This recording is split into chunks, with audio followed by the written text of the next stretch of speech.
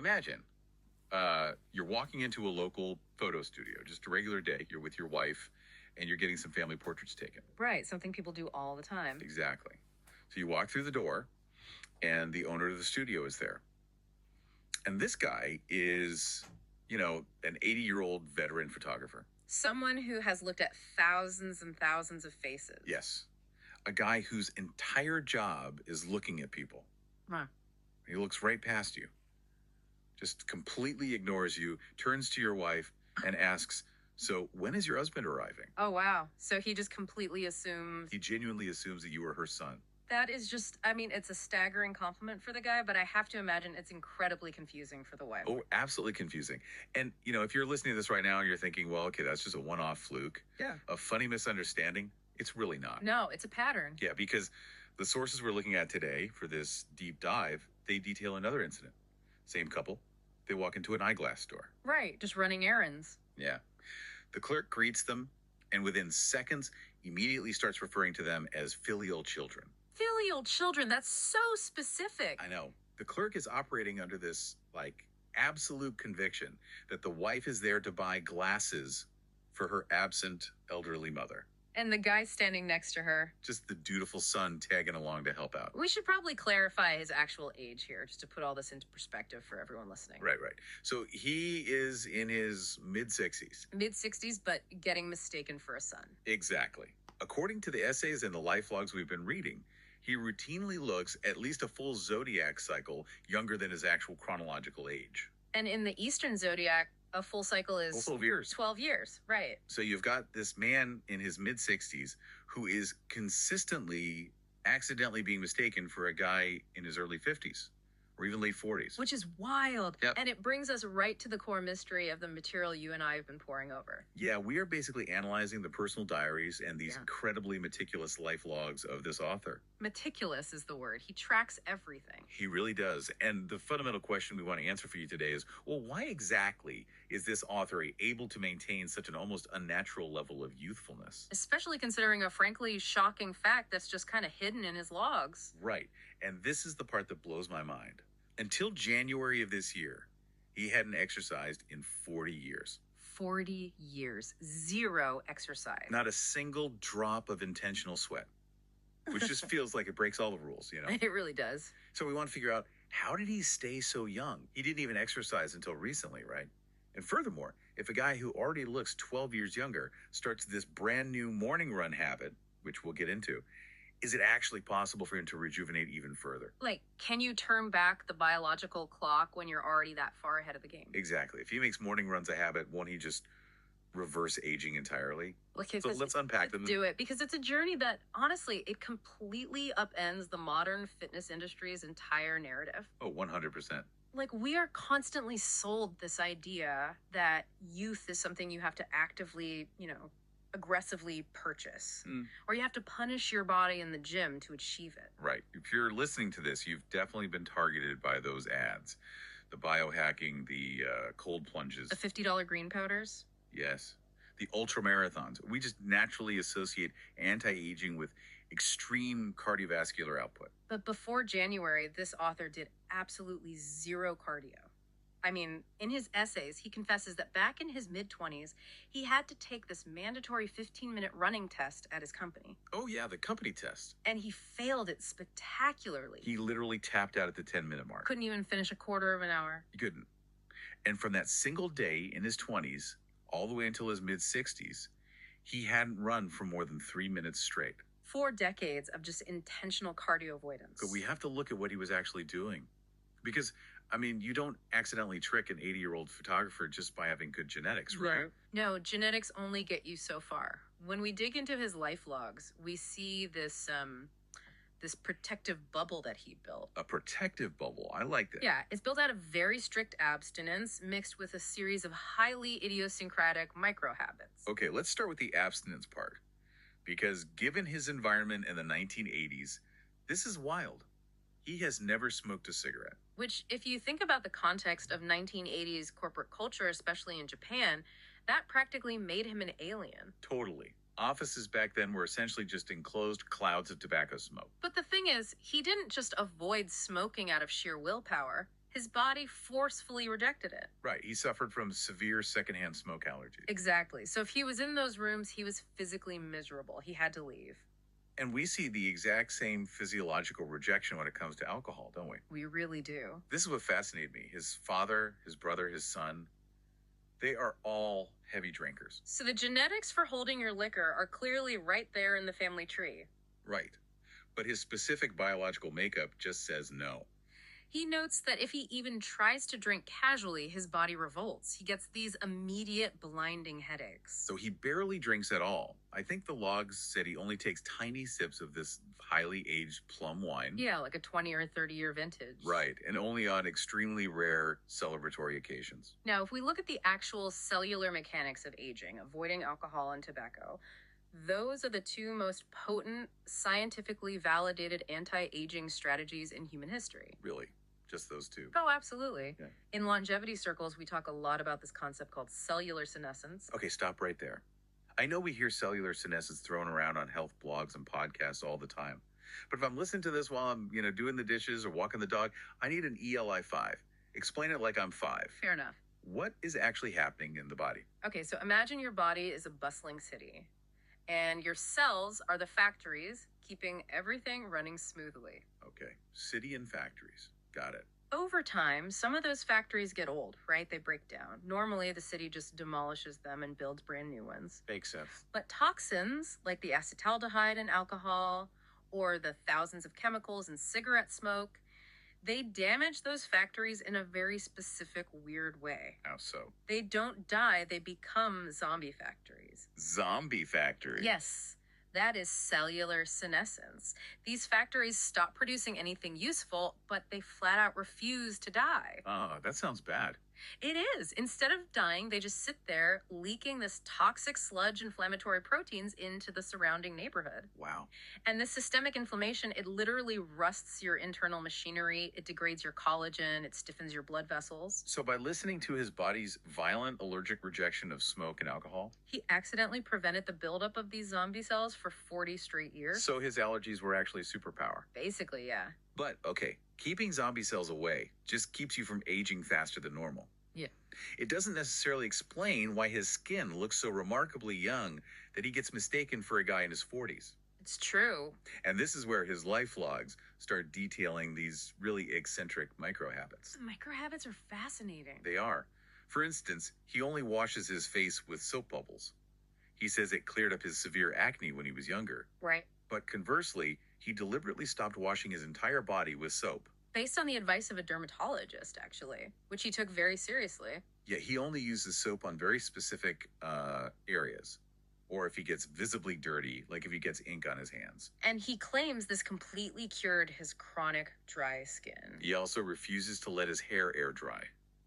He strictly blow dries it every single time he gets out of the shower. The body wash detail is the one that really stands out to me medically because it's deeply rooted in the concept of transepidermal water loss. Transepidermal water loss. Okay, another big term. Break that one down for us. Okay, think of your skin like a brick wall. The skin cells are the bricks, right? Bricks. Okay. And there's this lipid layer, natural fats and oils acting as the mortar. It holds it all together and keeps the moisture trapped inside. This is your acid mantle. So the mortar seals the wall. Exactly. When you lather up your entire body with harsh alkaline soaps every single day, you are essentially power washing the mortar right out from between the bricks. You're stripping the barrier. You're completely stripping it. And once that mortar is gone, the water inside your skin simply evaporates into the air. And that's the transepidermal water loss. Right. That evaporation leaves you with that tight, itchy, ashy skin that we almost universally associate with getting older. So by abandoning the daily full body soap scrub, he preserved his skin's structural integrity. Exactly. The moisture stays locked in. Okay, I buy the soap science. I Yeah. buy the alcohol and smoke avoidance. But the sources keep coming back to one specific habit that he has maintained for 4 decades. The streak. Yes. And I have to admit, when I read this, I was incredibly skeptical. You're talking about the nightly foot massage. I am talking about the 40-year streak of the daily foot massage. Let me set the scene for the listener because it's quite a visual. Please do. So, starting in his 3rd year of working, he was transitioning to these brutal night shifts. He was dealing with heavy, crushing shift work fatigue. Just perpetually lethargic. Exactly. So he picks up a book on foot reflexology, buys this pointed plastic stick, and starts pressing it into the soles of his feet while sitting in the bath. And we should note, he doesn't describe this as like a relaxing spa experience. No, not at all. He says the initial pain was excruciating. Literally tear inducing. He describes finding these deep lumps of fatigue in the tissue of his foot. And rather than backing off, which is what I would do, he would press the plastic stick directly into those lumps. Battling the intense pain for at least 10 minutes every single night. And he kept it up. For 40 years, it evolved into this non-negotiable 5-minute nightly routine.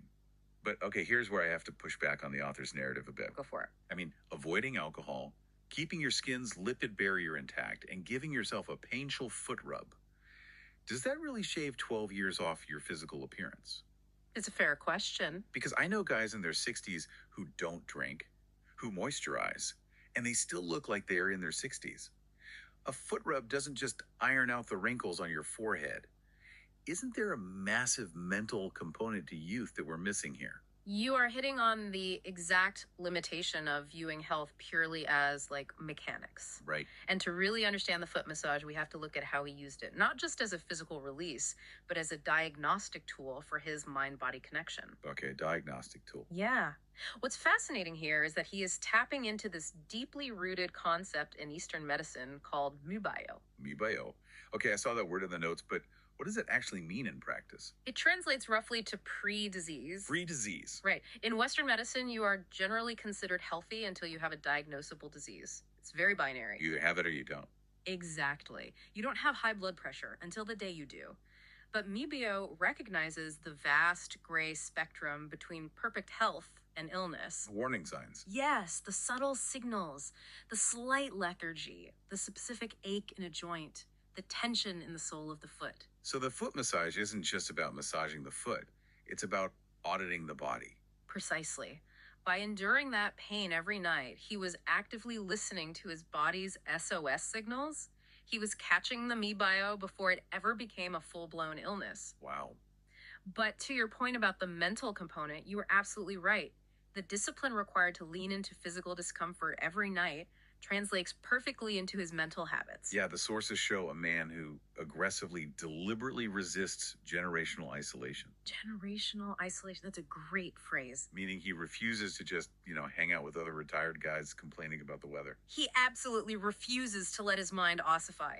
He actively seeks out engagement with much younger generations. For example, he volunteers to teach English. Right, but he isn't tutoring like high school seniors getting ready for college. No. He's teaching junior high school students, kids born in 2011. That is a 50-year age gap. It's staggering. He actually writes about talking to a young girl in his class about his first love. And as he is telling her the story, it suddenly hits him that when he was her exact age, it was precisely 50 years ago. Half a century. Half a century. But he doesn't talk down to these kids. No, he engages with them on their level. And this willingness to bridge the gap, it extends to his own ego, too. He forces his brain to build new neural pathways by being a beginner again. That's the hardest part of aging mentally, I think. For sure. So, in his early 60s, he joined a local chorus. That's 90 minutes of deep diaphragmatic breathing and vocal training. And then he realized he didn't know how to play an instrument. So what does he do? He goes out and buys a ukulele. He buys a ukulele and these beginner books, and he just sits there and teaches himself. He literally writes about his family complaining about the noise because he is sitting in his room stubbornly strumming chords at 10 p.m. It's amazing. Right. If you didn't know his age, you would think we were reading the diary of a 14-year-old. And that right there is the cognitive fountain of youth you were looking for. A ukulele. The novelty. When you learn a new instrument, or when you try to explain complex grammar to a 12-year-old, your brain is forced to undergo neuroplasticity. It has to rewire itself. Exactly. It has to sprout new dendrites to connect neurons that have literally never communicated before. So, if we recap this first part, the physical abstinence keeps the zombie cells away. Yep. The soap bubbles protect his skin barrier. Right. The painful foot rubs catch the pre-disease. And the 10 p.m. ukulele sessions keep his brain wiring fresh. It paints a picture of a guy who has just completely hacked the system. It really does. Which is why the turning point in these essays is so incredibly jarring. Yeah, the illusion shatters a bit. Because despite this flawless external appearance, Despite fooling the 80-year-old photographer, the sources reveal that internally, his machinery was quietly, persistently starting to rust. The illusion was breaking down. He was walking around looking like he was 50, but his internal organs were starting to act their age. Let's get into the wake-up call. Mm. Because in Japan, company employees undergo mandatory, rigorous annual health checks. Very rigorous. And over the past 3 years, his results had been on a very clear, undeniable downward trajectory. He had gone from an A grade, which is perfectly healthy, down to a B, which requires observation. And finally, the hammer dropped. He received a C. Now, a C grade isn't just a suggestion, it explicitly mandates re examination and lifestyle changes. It's an official warning. The internal numbers, specifically regarding his vascular health and his liver function, were sounding a really loud alarm. Now, most people, they would just hide that piece of paper in a drawer, right? Out of sight, out of mind. Sure, denial is a common response. But because of that endless curiosity we just talked about, he does something really modern. He takes 5 years of his raw, complex health check data and feeds it into a generative AI program. He asks the AI for a completely objective analysis of his decline. He wants the truth. And the AI comes back and absolutely roasts him. I mean, it pinpointed a very specific, seemingly harmless flaw in his routine. What exactly did the AI find? It zeroed right in on his habit of eating sweets after dinner. Sweets. Yeah. Because he was thin and because he looked young, he had fallen into this trap of assuming his metabolism was still invincible. He thought he could just get away with late night desserts. Exactly.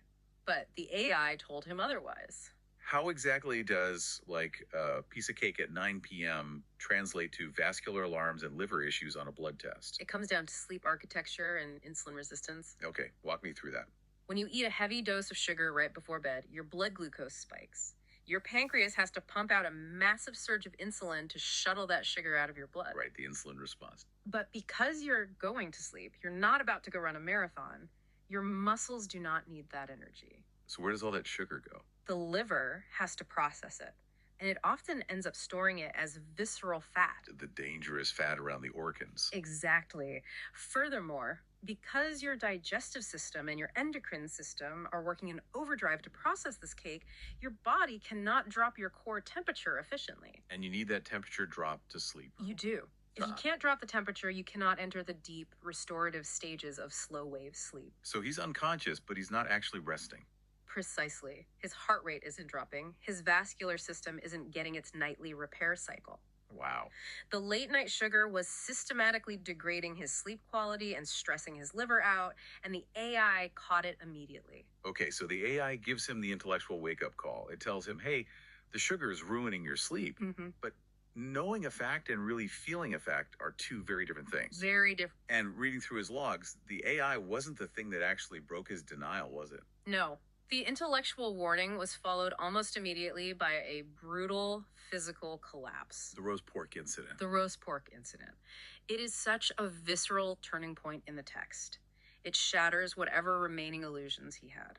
Walk us through what happened, because the details he logged are intense. So it started innocently enough. His wife had prepared this delicious, incredibly fatty roast pork. Sounds amazing. It does. And because he was working from home that day, he found himself eating the leftover heavy pork for 3 meals straight. Breakfast, lunch, and dinner. Breakfast, lunch, and dinner. He was just gorging on it because it tasted good and, well, it was there. And his body just couldn't process it. His gastrointestinal system essentially shut down in protest. The fat overload was just too much for his aging gallbladder and liver to emulsify. Oh, man. He suffered through 9 bouts of severe watery diarrhea. 9 bouts. That's extreme dehydration territory. It is. He became dangerously depleted of electrolytes. His body temperature, which he meticulously tracks and usually hovers around 36.4 degrees Celsius, it plummeted. Down to what? Down to an abnormal 35.4 degrees Celsius. Okay, for our listeners in the U.S., 35.4 Celsius is about 95.7 degrees Fahrenheit. That is borderline hypothermia. He was freezing, shaking uncontrollably. He lost 2.5 kilograms of body weight, which is over 5 pounds, in just 2 days. Just from the fluid loss and shock. Yeah. He writes about trying to ride his bicycle on a completely flat road a couple days after this, and he was so weak that pushing the pedals felt like he was trying to cycle up a steep mountain. So, why did the specific bout of food poisoning hit him so hard psychologically? I mean, we've all eaten bad takeout and spent a miserable night in the bathroom. Why was this the absolute catalyst for a major life change? Because he realized his margin of error had completely vanished. His margin of error. Right. He notes in his essay that when he was in his 20s or 30s, he could skip meals, eat total garbage, get sick, and just bounce back the next day. We all did that. We all did. But now he realizes that if he skips 2 meals or overloads his system even once, he becomes dangerously, terrifyingly weak. His body just can't compensate anymore. His digestive system can no longer handle the hubris of his eating habits, no matter how youthful his face looks. And this realization leads him to one of the most powerful analogies in the entire source material. I love this analogy. If you are listening to this and you're over 40, this is going to resonate deeply with you. He stops viewing aging as this sudden cliff that you just fall off one day. Instead, he starts framing aging as walking down a spiral staircase. The spiral staircase metaphor is deeply poignant. Explain how he came to that, because the digestive crash isn't the only step he's taken down that staircase, is it? No, not at all. The sources reveal a much more permanent ailment he is dealing with. He suffers from glaucoma, Which is an irreversible eye disease. yes. The optic nerve gets damaged, usually from high pressure inside the eye. And he's already lost some vision. He has permanently lost 25% of the visual field in his right eye. 25%. That vision is gone and it is never coming back. He has to apply medicated eye drops every single day without fail to manage the intraocular pressure and prevent the blindness from spreading. He writes about that creeping dread. The terrifying sensation of knowing that a literal blind spot is just sitting there in his vision, a constant daily reminder of physical decline. But the genius of the spiral staircase metaphor is how it reframes that dread. Right. If aging is a cliff, then a glaucoma diagnosis or a severe digestive crash feels like you were tumbling over the edge. It induces panic. The game is over. Exactly. But if aging is a spiral staircase, well, gravity is always going to pull you downward. You can't stop gravity. Time only moves in one direction. Yeah. However, he realizes that your habits, the foot massages, the diet, the eye drops, they act as the friction on the soles of your shoes. Oh, they dictate the speed of the descent. Exactly. The goal isn't to magically stop the descent completely. That's impossible. Right. The goal is to walk down that staircase as slowly and as deliberately as possible. And maybe if you cultivate the right friction, you can find a landing on that staircase. A landing, like a flat spot between the steps. Yes, a flat spot where you can rest, catch your breath, and stay at a consistent level of health for a good long while before you inevitably have to take the next step down. So we have a man who has had the illusion of his invincibility totally shattered. Shattered into pieces. The roast pork incident proved his digestion was fragile. The AI proved his vascular system was under stress. The glaucoma proved his parts were wearing out. He realized that the abstinence and the foot massages had brought him this far, but the spiral staircase was getting steeper. If he wanted to find a landing to rest on, he needed a drastic intervention. He needed to do the one thing he had actively avoided for 40 years. Exercise. He needed to introduce cardiovascular stress to force his body to adapt. But knowing you need to run and actually lacing up your shoes are two very different things. Completely different. And this is my favorite part of his essays, because the ultimate motivation that got this 65-year-old cardio hater out the door wasn't the AI data. It wasn't the fear of a C grade on a health check. The catalyst was a date. A highly anticipated date with his granddaughter. Tell us this story, because it's so incredibly sweet, but also so revealing about human motivation. So his son's wife was preparing to go back to work, so he and his wife stepped in to help. Like good grandparents do. Right. Ah. They spent 2 solid months actively babysitting their infant granddaughter for up to 10 hours a day. That's a full-time job.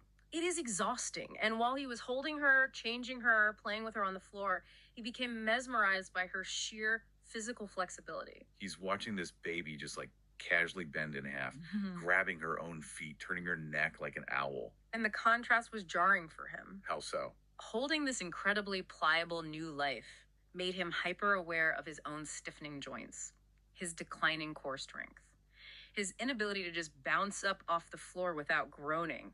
And he projects into the future. He does the math.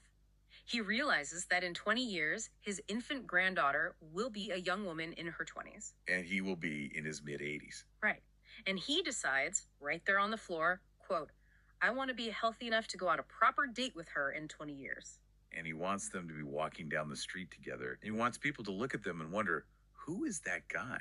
Is that her uncle? He absolutely refuses to accept the vision of himself as a frail, shuffling grandfather trailing 10 steps behind her. That vision of the future becomes his emotional anchor. It provides the why. Yeah. But what I find fascinating is that the actual physical genesis of the habit was almost entirely accidental. Yes. You picture him, buying gear, making a spreadsheet, and stretching for an hour, but it didn't happen like that at all. Not at all. It's January. It's the dead of winter in Japan. He wakes up around 7 a.m. and he decides he just wants to step outside to get a little bit of morning sun on his face to wake up. He's not dressed for a workout. He steps out in normal track pants and a light down jacket. And it is so brutally, bone-chillingly cold that his body goes into survival mode. He instinctively starts jogging in place just to generate body heat. He didn't stretch. He didn't have a plan. He just started bouncing to keep his teeth from chattering. And suddenly that bouncing turns into forward momentum. He finds himself actually jogging down his street. And in his logs, he breaks down this very first run minute by minute. Which is such a great read. If you have ever tried to start running, you are going to feel this in your soul. He says, minute 1 was amazing. He feels great. He's thinking, wow, I'm running. The wind is in my hair. This is easy. Right, because for the first 60 seconds, his muscles are burning stored ATP. Adenosine triphosphate. Exactly. It's the immediate on-demand energy currency of the cells. You have it ready to go. It feels effortless. But then, minute 2 arrives. Oh, minute 2. And it is pure, unadulterated agony. His legs turn to lead. His breathing gets ragged. Every alarm bell in his brain is screaming at him to quit, go back inside, and get under a blanket. If we connect this to the bigger picture of exercise physiology, what he's slammed into is known as the 2-minute wall. The 2-minute wall. Explain the wall. Why does minute 2 feel like death for beginners? So, when an unconditioned person starts doing cardiovascular work, the body's aerobic energy system, the system that uses oxygen to burn fat for fuel, takes time to boot up. It's not instant. No.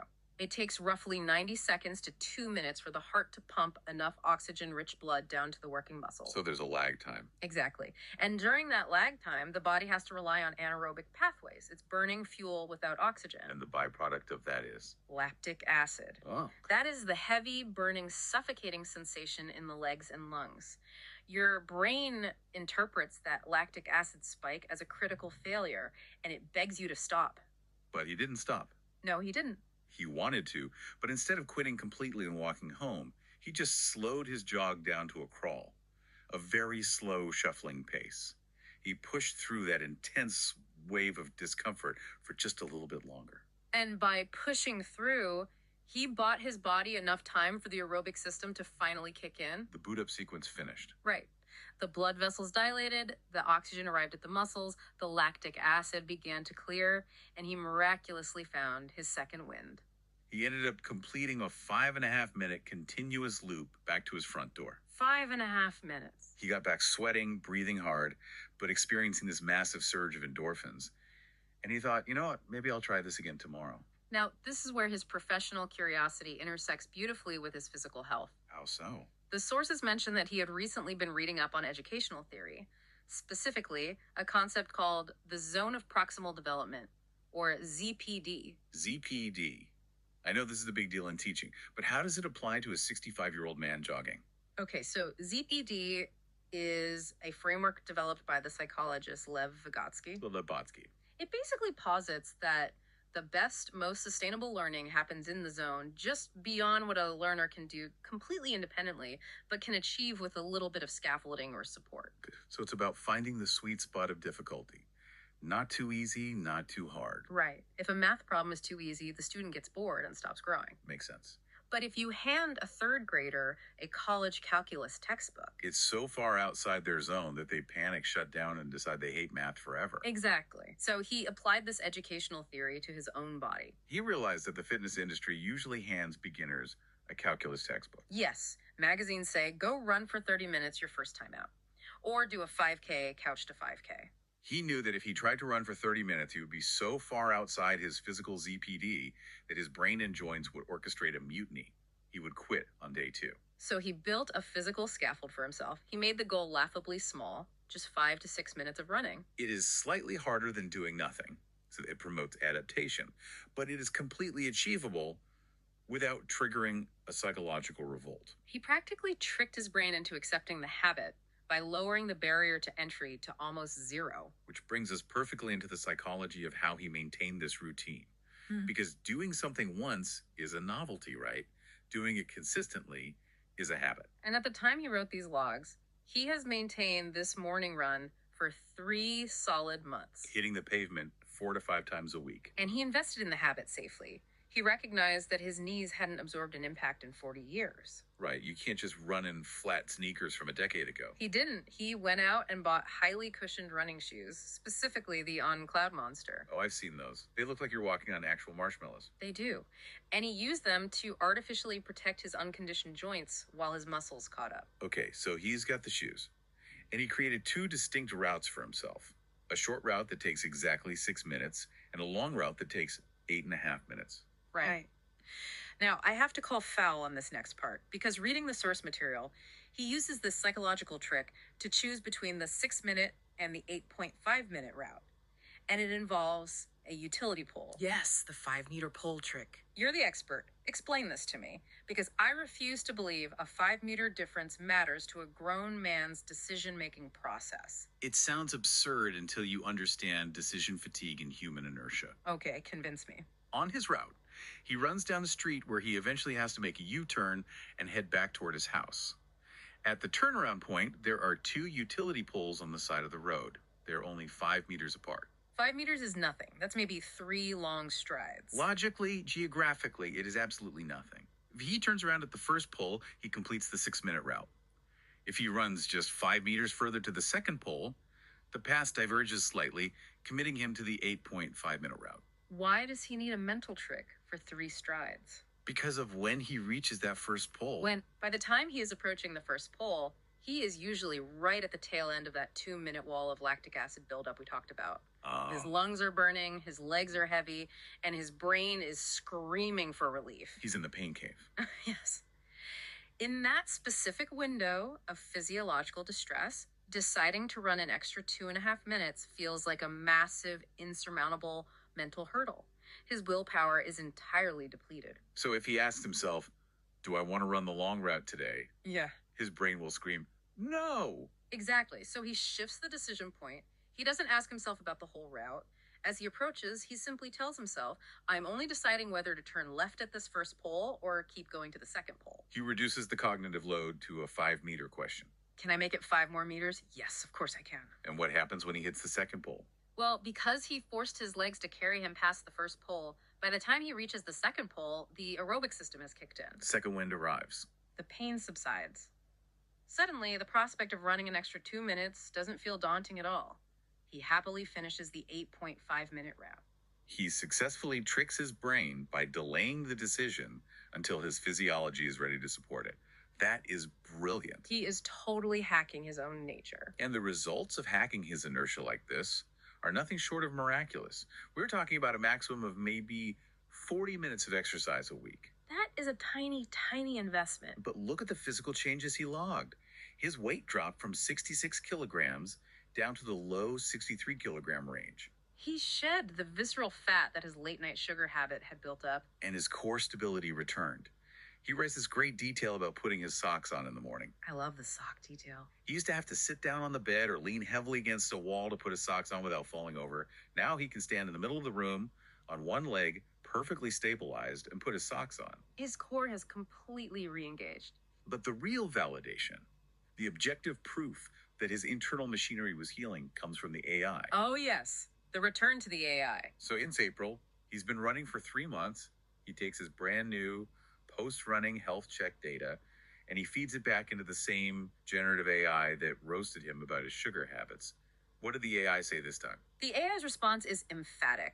It analyzes the new data and tells him that his progress is a 100% perfect, miraculous improvement. Miraculous. The AI used the word miraculous. His overall health grade jumped from that dangerous C back up to a B. And the specific alarming vascular and liver numbers, the ones indicating the spiral staircase was getting steeper. They all returned to an A rating. Perfect, normal health. So this brings us back to the ultimate question we posed at the beginning of the deep dive. Right, the core question.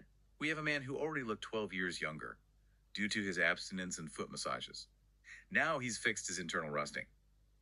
If he continues this morning run habit, will he actually get younger? Biologically speaking, is it possible to reverse your biological clock? Yes. But we have to separate chronological age from biological age. Okay, explain the difference. Chronological age only moves in one direction. You can't change your birth year. Every year, you get 1 year older on paper. Obviously. But biological age metrics like vascular elasticity, metabolic clearance rates, insulin sensitivity, core muscle stability, these are highly dynamic. You can move backwards. Exactly. So how does the running actually turn the clock back?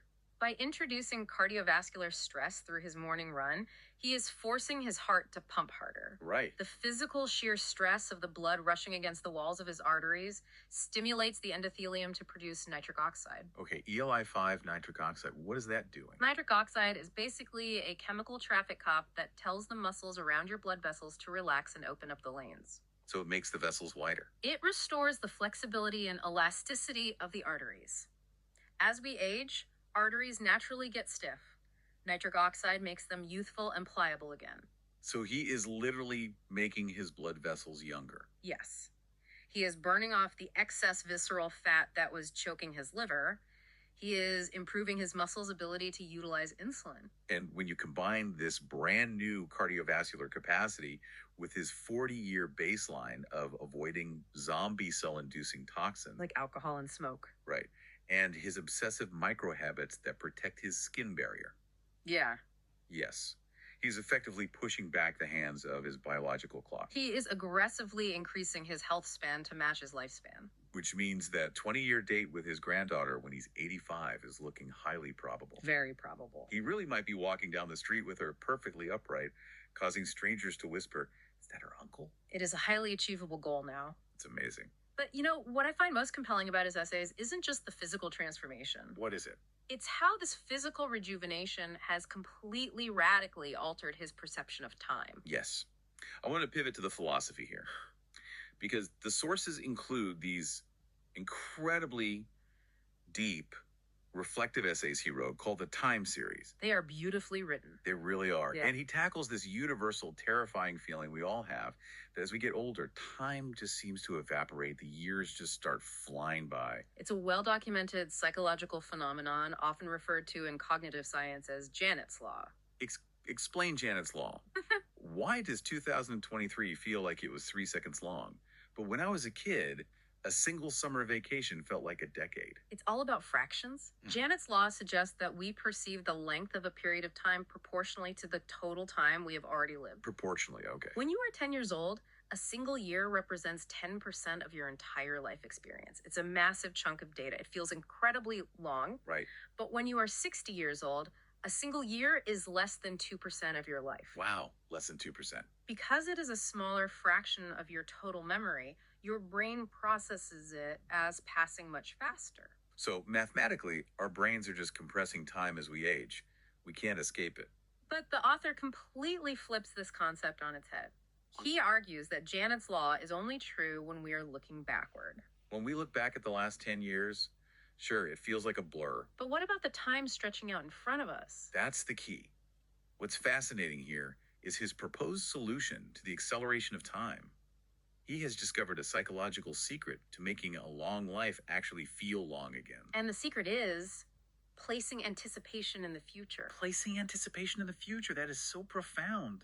Think about the mindset of a teenager waiting for summer vacation or a 20-something waiting for a massive music festival. Right, time moves agonizingly, wonderfully slow for them, because they are looking forward to a specific, highly anticipated event. They are constantly leaning into the future. Exactly. But as adults, we often stop placing exciting milestones in our future. We just let the routine of work and responsibilities carry us. And worse, as we age, we often only anticipate decline. Oh, That's dark, but true. When you look at the future and only see joint pain, medical bills, and the fear of becoming a burden, your brain doesn't want to linger there. It rushes past it. You stop looking forward to things, so the future just collapses into the present. But look at what the author has done. He has placed a massive, joyful, highly specific beacon 20 years in the future The date with his granddaughter. because he is actively, eagerly looking forward to that specific day. The next 20 years stretch out before him like a vast, exciting landscape. He isn't sitting in a recliner waiting for the end of the road. He is training for a marathon that is 2 decades away. He has given himself permission to anticipate joy. And this ties perfectly into a beautiful synthesis he arrives at near the end of his logs. He looks at his current, rejuvenated daily routine. He is sleeping deeply because he is physically tired from his morning run. He is eating moderate amounts of food, slowly, to protect his digestion. He is avoiding alcohol. He is running outside in the crisp morning sun. He is endlessly curious, plucking at a ukulele, trying to explain grammar to teenagers. And he has this sudden realization. That is exactly how a child lives. Precisely. Think about it. Children run outside naturally. Children don't drink alcohol. Children sleep deeply and wake up with boundless energy. Children are infinitely curious and constantly learning new things, without fear of looking foolish. It is such a profound realization.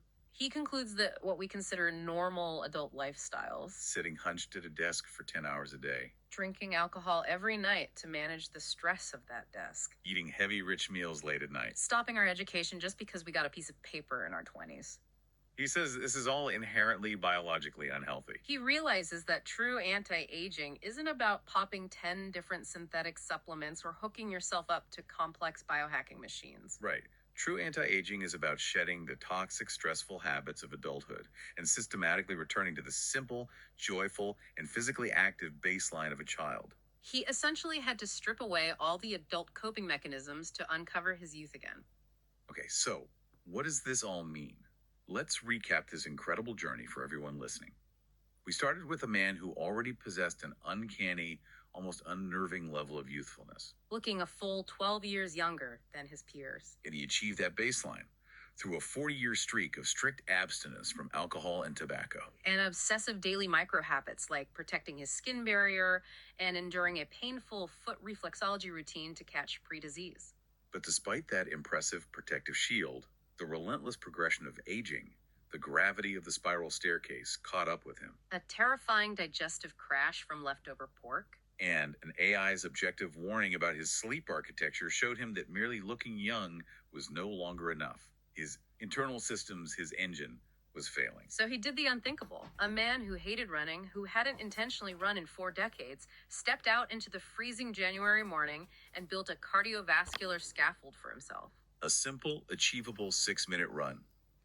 And fueled by the dream of the date with his granddaughter 20 years from now, he hacked his own psychology with a utility pole He pushed past the 2-minute wall of lactic acid. and completely reversed his biological decline. A 100% perfect, miraculous turnaround. He proved that the body is remarkably forgiving and eager to heal if you just give it the right stimulus. It is incredibly inspiring. Honestly, it makes me want to go find a 5-meter pole near my house and just start running. Before we wrap up, I want to leave you, the listener, with a final thought to ponder as you go about your day. Lay it on us. Throughout our adult lives, we are socially conditioned to view aging as a betrayal. We see our bodies as mechanical vehicles that inevitably break down, betraying our minds. We get angry at our knees, we get frustrated with our digestion. But what if we viewed it the way the author does? What if we viewed our relationship with our body as a conversation? A conversation. Yes. The headache you get after a long day at a screen isn't a malfunction. It's your body asking for rest and water. The excruciating pain in your foot during a massage isn't just arbitrary pain. It's a map pointing to systemic fatigue. A sudden digestive crash after a heavy meal isn't a betrayal. It's your stomach demanding that you slow down and treat it with respect. Wow. The author reversed his biological aging because he finally stopped ignoring the conversation his body was trying to have with him. That is so true. So I ask you, if your body is constantly talking to you through every ache, every drop in energy, every craving, what is your body trying to tell you right now? And more importantly, Are you actually listening? Are you actually listening? Wow, that brings us right back to the beginning, doesn't it? Because maybe the problem isn't that our bodies are breaking down. Maybe the problem is that we just haven't learned how to read the signals our own bodies are broadcasting to us every single day. The author learned to read his signals, and it gave him back a full zodiac cycle of youth and a roadmap to 20 more years of health. Thank you for joining us on this deep dive. Go drink a glass of water, listen to your knees, maybe skip the leftover roast pork tonight, and we'll catch you next time.